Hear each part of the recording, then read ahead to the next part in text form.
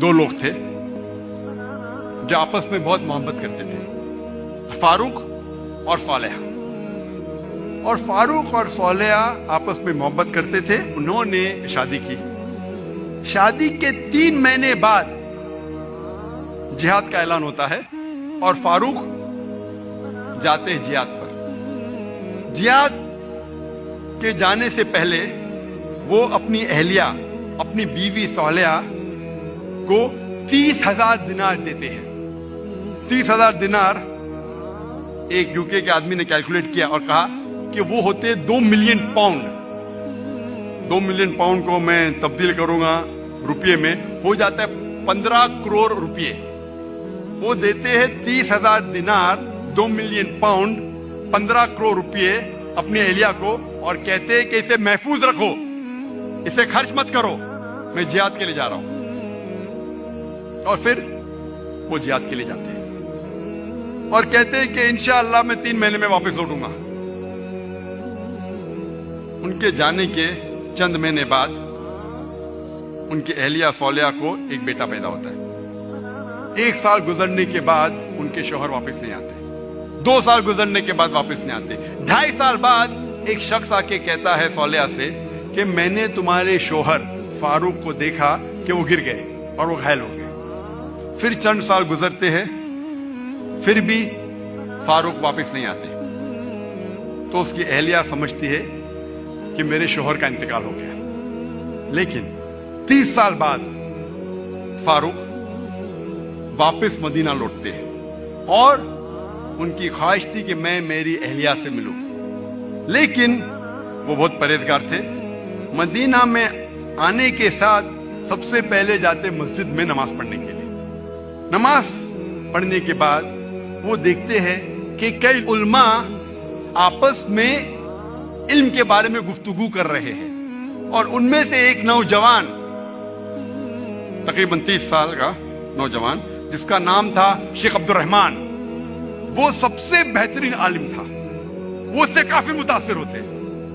फिर वो जाते हैं अपने घर की तरफ। जब घर में दाखिल होते हैं तो अपनी बीवी सोलेहा से मिलते हैं।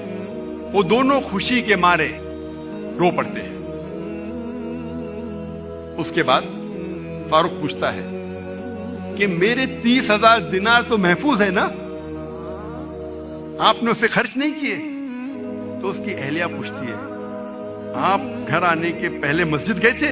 हाँ बिल्कुल सही, मैं मस्जिद गया था। वहां आपने उल्मा को देखा? हाँ मैं देखा। कैसे? बहुत अच्छे। खुशी की बात है कि इस शहर में ऐसे उल्मा हैं। तो उसकी अहलिया उससे पूछती है, सबसे बेहतरीन आलिम आपको कौन लगे? तो फारूक कहते सबसे बेहतरीन आलिम थे शेख अब्दुल रहमान। तो उसकी अहलिया पूछती है कि अगर अल्लाह आपको शेख अब्दुल रहमान जैसा इल्म दे तो आप कितना खर्चा कर सकते इस इल्म के लिए? तो फारूक कहता है ये सारे 30,000 दिनार मैं खर्च कर सकता हूं ऐसा इल्म हासिल करने के लिए।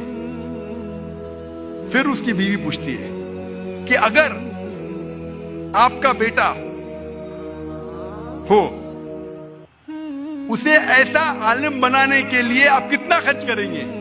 तो फारूक कहते मैं 30,000 दिनार से ज्यादा खर्चा कर सकता हूं, 15 करोड़ रुपए से ज्यादा खर्चा कर सकता हूं अपने बेटे को शेख अब्दुल रहमान बनाने के लिए। तो उसकी अहलिया कहती है आपके जाने के बाद मुझे एक बेटा पैदा हुआ और ये शेख अब्दुल रहमान आपका बेटा है और आपके 30,000 दिनार मैंने खर्च किए इसको आलिम बनाने के लिए। आप सोच सकते उस वक्त बेटे को आलिम बनाने के लिए वालदा खर्चा करती है 30,000 दिनार, 2 मिलियन पाउंड, 15 करोड़ रुपए। आज कौन सा मुसलमान अपने बेटे को आलिम बनाने के लिए 15 करोड़ रुपया खर्चा करने को तैयार है?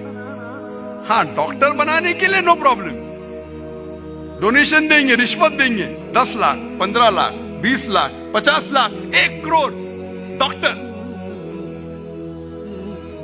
अमेरिका भेजने के लिए मेरा बेटा अमेरिका में पढ़ रहा है, 2 करोड़ खर्चा करेंगे, 3 करोड़ खर्चा करेंगे। क्यों? बेटा अमेरिका में पढ़ रहा है, स्टेटस। मैं ये जानना चाहता हूं कि कितने मुसलमान अपने बेटे को आलिम बनाने के लिए 15 करोड़ खर्चा करेंगे। तो ये मिसाल है वालदा की, किस तरीके से उन्होंने अपने बच्चों की परवरिश की।